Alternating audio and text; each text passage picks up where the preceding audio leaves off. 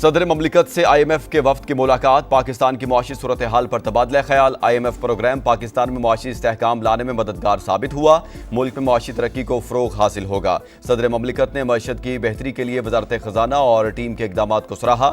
عالمی مالیاتی ادارے کے وفد نے کہا، پروگرام سے پاکستانی معیشت میں استحکام لانے میں مدد ملی۔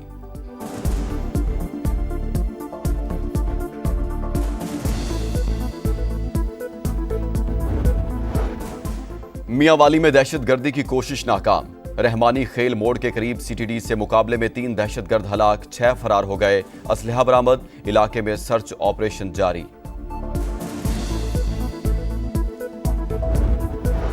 پاک بھارت جنگ بندی برقرار، لیکن مسئلہ ابھی حل نہیں ہوا۔ طویل مدتی مسائل کا خطرہ اب بھی موجود ہے۔ اچھی خبر یہ ہے کہ دونوں ملکوں نے جنگ بندی پر عمل درآمد کا عہد کیا ہے۔ امریکی محکمہ خارجہ کی ترجمان ٹیمی بروس کی گفتگو۔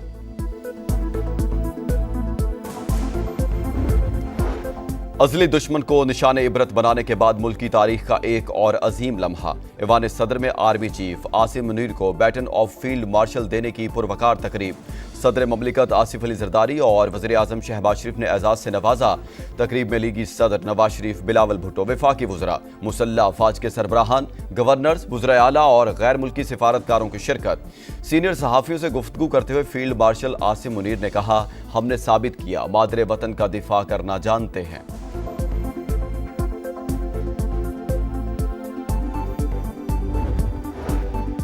بھارت دہشت گردی کا مرتکب اور علاقائی عدم استحکام کا مرکز۔ پاکستان کو کمزور کرنے کے لیے پراکسیز کا استعمال انڈیا کا وتیرہ ہے۔ کسی دہشت گردی کے ذریعے اپنے امن پر سمجھوتا کرنے کی اجازت نہیں دیں گے۔ پاک فوج کا دشمن کو دو ٹوک پیغام۔ فیلڈ مارشل عاصم منیر کے زیر صدارت کور کمانڈر کانفرنس، سیاسی قیادت کی دور اندیشی کو سلام۔ قومی بیانیہ اجاگر کرنے پر پاکستانی نوجوانوں کے جذبے کی تعریف۔ حقائق درست انداز میں پیش کرنے پر پاکستانی میڈیا کو خراج تحسین۔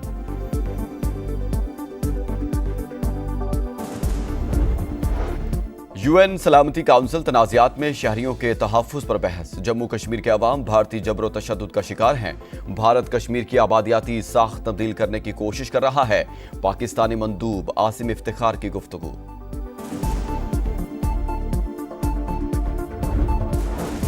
پاکستان کو ایٹمی سیکورٹی نظام پر مکمل اعتماد ہے، ترجمان دفتر خارجہ نے واضح کر دیا۔ سابق امریکی قومی سلامتی کے مشیر جان بولٹن کے بھارتی میڈیا پر بیان کے رد عمل میں ترجمان نے کہا، عالمی برادری کو بھارت کے ایٹمی ہتھیاروں پر راج ناتھ جیسے افراد کے کنٹرول پر زیادہ تشویش ہونی چاہیے۔ بھارت میں جوہری بلیک مارکیٹ برقرار رہنے سے خدشات مزید بڑھ گئے۔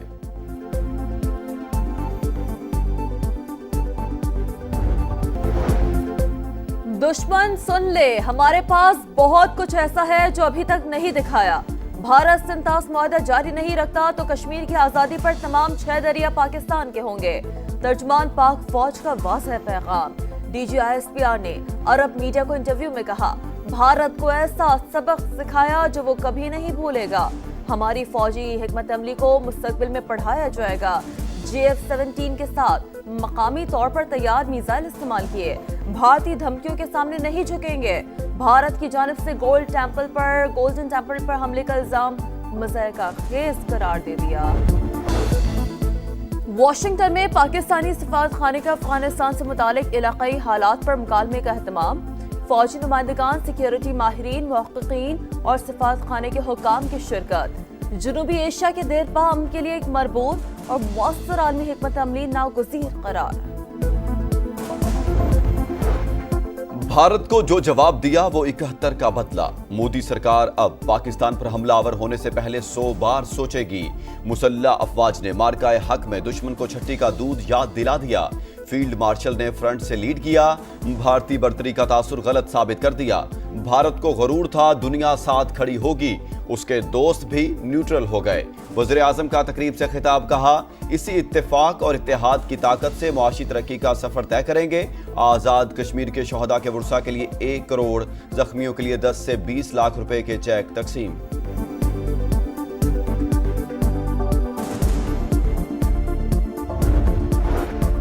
بھارتی اسپانسرڈ دہشت گردی کے خلاف سیاسی جماعتیں یک زبان۔ سینٹ میں خوزدار حملے کے خلاف متفقہ قرارداد منظور۔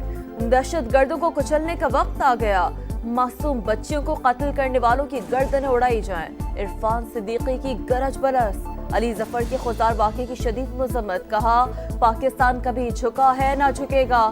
فیصل وافدہ کا دفاعی بجٹ بڑھانے کا مطالبہ، کہا ترقیاتی بجٹ روک کر فوج کی تنخواہیں ڈبل کی جائیں۔ حکومت اپوزیشن کو آن بورڈ لے کر اختلافات ختم کرے۔ سفارتی کمیٹی میں حزب اختلاف کے اراکین کو شامل کرنے کی اپیل۔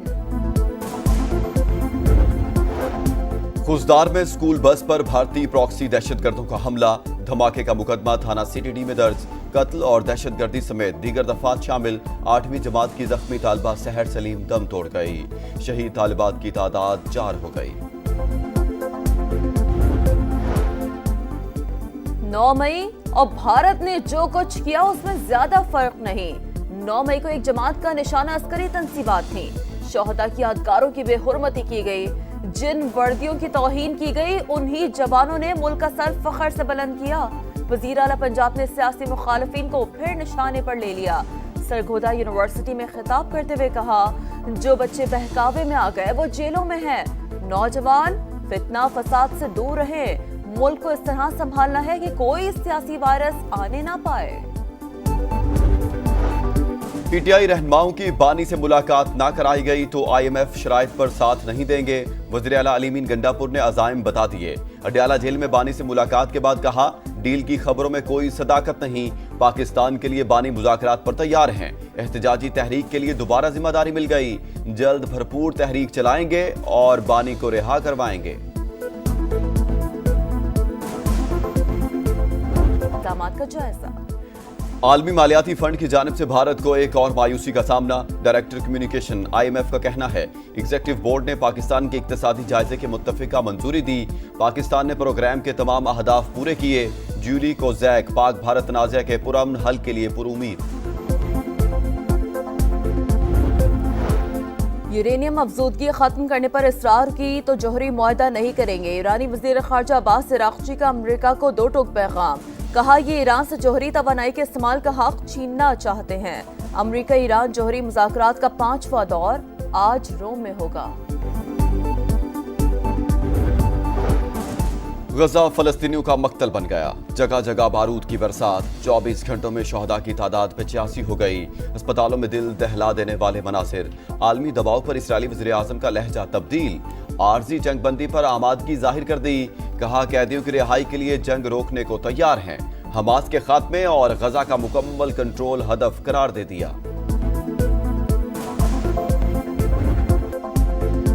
غزہ میں بھوک کے ڈیرے، قحط کی صورتحال شدت اختیار کر گئی۔ ایک وقت کا کھانا ملنا بھی مشکل، ہر کوئی جلدی میں ہے، برتن کیسے بھروں، کھانا نہیں دھکے مل رہے ہیں۔ معصوم بچی کی فریاد سے لرزہ طاری، بھوک پیاس سے اب تک 29 بچے زندگی ہار بیٹھے۔ امداد نہ پہنچی تو مزید ہلاکتیں ہو سکتی ہیں۔ WHO اور یونیسیف نے خبردار کر دیا، اقوام متحدہ کا بھی تشویش کا اظہار۔ ٹرمپ انتظامیہ نے ہارورڈ یونیورسٹی میں غیر ملکی طلباء کے داخلوں پر پابندی لگا دی۔ ہارورڈ میں زیر تعلیم غیر ملکی طلباء کو اپنے داخلے دوسرے جامعات میں منتقل کرنے کی ہدایت، عمل کرنے کی صورت میں قانونی کارروائی کی دھمکی بھی دی۔